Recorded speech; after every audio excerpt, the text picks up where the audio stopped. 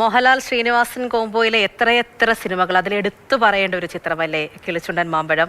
അതിലെ ഏറ്റവും പ്രസക്തമായൊരു കഥാപാത്രം തന്നെയാണ്. ഒരിക്കലും നമ്മളെ ഒരുപാട് ചിരിപ്പിച്ച ഒരു കഥാപാത്രമായിട്ട് മാത്രം അതിലെ ഹാജിയാരെ, മൊയ്തൂട്ടി ഹാജിയെ നമുക്ക് കാണാൻ സാധിക്കില്ല എന്നുള്ളതാണ്.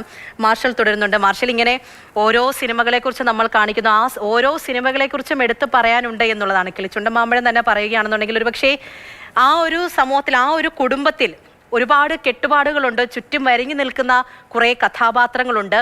അതിനെല്ലാം നിയന്ത്രിക്കുന്ന ഒരു ഹാജിയാർ, അതായിരുന്നു ശ്രീനിവാസൻ.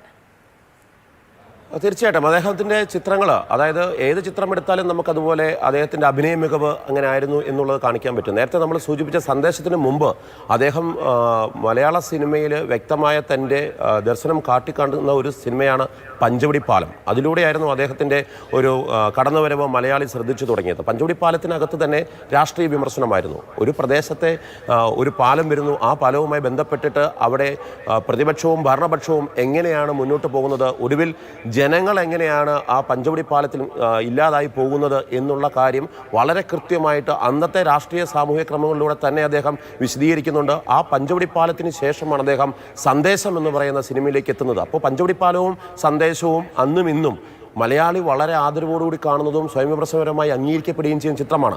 അതുകൊണ്ട് സിനിമ എന്ന മാധ്യമം, ആ മാധ്യമം എങ്ങനെയായിരിക്കണം മലയാളിയുടെ സമൂഹത്തെ ചിന്തിപ്പിക്കേണ്ടെന്നുള്ള ബോധ്യം അദ്ദേഹത്തിന് നന്നായിട്ടുണ്ടായിരുന്നു. അല്ലാതെ വെറുതെ കിട്ടുന്ന വേഷങ്ങളിലെല്ലാം അഭിനയിച്ച് എനിക്ക് സിനിമയിലൂടെ ഒരു സമ്പന്നനാകണമെന്ന് ചിന്തിക്കുന്ന തരത്തിലേക്കായിരുന്നില്ല അദ്ദേഹത്തിൻ്റേത്. അദ്ദേഹം തന്നെ പറഞ്ഞിട്ടുള്ള കാര്യമുണ്ട്, മലയാള സിനിമയ്ക്ക് അങ്ങ് നൽകിയിട്ടുള്ള ഏറ്റവും വലിയ സംഭാവന എന്താണെന്ന് അദ്ദേഹത്തോട് ഒരിക്കൽ ചോദിച്ചപ്പോൾ അദ്ദേഹത്തിൻ്റെ മറുപടി, ഞാൻ ചെയ്യാതെ വിട്ടുകളഞ്ഞ 14ഓളം സിനിമകളുണ്ട്, ആ സിനിമകളാണ് ഞാൻ മലയാള സമൂഹത്തോടും മലയാള സിനിമയോടും ചെയ്തിട്ടുള്ള ഏറ്റവും നല്ല കാര്യം, അതിനെയാണ് എന്നെ അംഗീകരിക്കേണ്ടതെന്ന് അദ്ദേഹം പറയുന്നത്. കാരണം ഞാൻ ഏത് ചവറും ചെയ്യുന്ന ഒരാളായി അധപ്പതിക്കാതെ മലയാളിയുടെ ജീവിത രീതികളെ മാറ്റിമറിക്കുന്ന തരത്തിലേക്ക് ചിന്തിപ്പിക്കുന്ന, പ്രേരിപ്പിക്കുന്ന ഒരു ചിത്രം നിർമ്മിക്കാൻ സാധിക്കുന്നുള്ളതാണ്. ഒരു കാലഘട്ടത്തിൽ മലയാളിയെ സംബന്ധിച്ചോളം തൊഴിലില്ലായ്മ ഒരു വലിയ ഘടകമായിരുന്നു. ടി.പി. ബാലഗോപാലമ്മ എന്ന് പറയുന്ന ചിത്രത്തിൽ മോഹൻലാൽ തൊഴിലില്ലാതെ നടക്കുന്ന ഒരാളുടെ വളരെ ദയനീയ അവസ്ഥയുണ്ട്.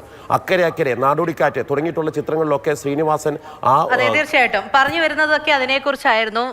മോഹൻലാൽ ശ്രീനിവാസൻ കോംബോയിൽ എത്ര സിനിമകളല്ലേ, ഏതെല്ലാം സിനിമകളിൽ പലതരത്തിലുള്ള കഥാപാത്രങ്ങളായിട്ട് വന്നാലും നമ്മൾ മലയാളികളെ സംബന്ധിച്ച് മോഹൻലാലും ശ്രീനിവാസനും ദാസനും വിജയനും തന്നെയാണ് എപ്പോഴും.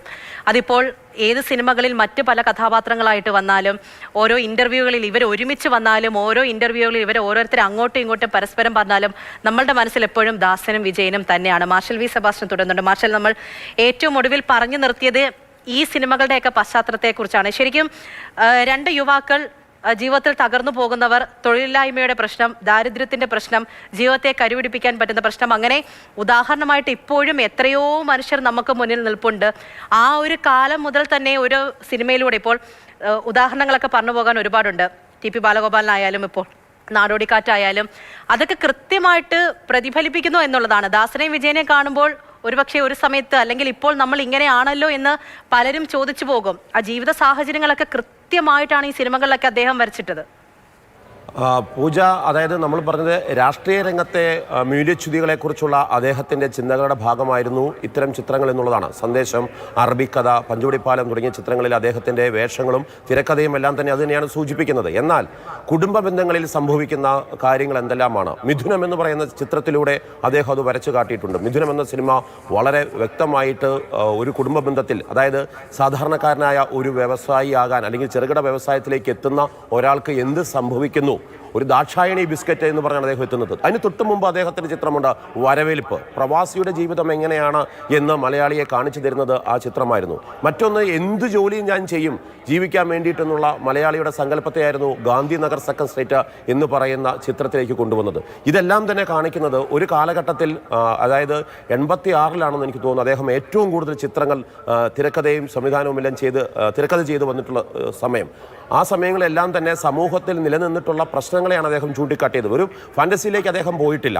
എപ്പോഴും അദ്ദേഹത്തിൻ്റെ സിനിമ എന്ന് പറയുന്ന മാധ്യമത്തെ അദ്ദേഹം ഉപയോഗിച്ചിരുന്നത് മലയാളിക്ക് കുറച്ച് ചിന്തിക്കാനുള്ള ശേഷി നൽകാൻ വേണ്ടിയിട്ടാണ്. അതുകൊണ്ടാണ് ആദ്യമേ നമ്മൾ പറയുന്നത് ചിരിക്കാനും ചിന്തിക്കാനും കഴിയുന്ന രീതിയിലേക്ക് മാത്രമേ അദ്ദേഹം സിനിമകൾ ചെയ്തിട്ടുള്ളൂ.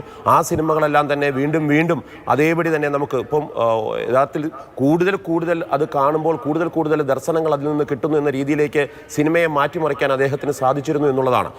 അദ്ദേഹം മലയാള സിനിമയെ സമീപിക്കും ലഭിക്കുമ്പോൾ മറ്റു ഭാഷകളിൽ നിന്ന് മലയാളിക്കുള്ള പ്രത്യേകത എന്താണെന്ന് അദ്ദേഹം ഒരിക്കൽ പറഞ്ഞിട്ടുണ്ട്. കാരണം തമിഴ് ചിത്രങ്ങൾ നിങ്ങൾ കാണുമ്പോൾ, ഇതിനിടെ പറയട്ടെ, രജനീകാന്തിനൊപ്പമായിരുന്നു അദ്ദേഹം ചെന്നൈയിൽ നിന്ന് സിനിമ സംവിധാനത്തിലേക്കൊക്കെ പഠനം നടത്തുന്ന സമയത്ത് അദ്ദേഹം ഒപ്പമുണ്ടായിരുന്ന ആൾ. അന്ന് രജനീകാന്തിനെ കുറിച്ച് അദ്ദേഹം പറയുന്നുണ്ട്, ഒരു സിഗരറ്റ് വായിൽ വെച്ച് കടിച്ചു പിടിക്കാൻ വേണ്ടി അദ്ദേഹം തുടർച്ചയായിട്ട് ശ്രമിക്കുന്നത് ഞാൻ കണ്ടു.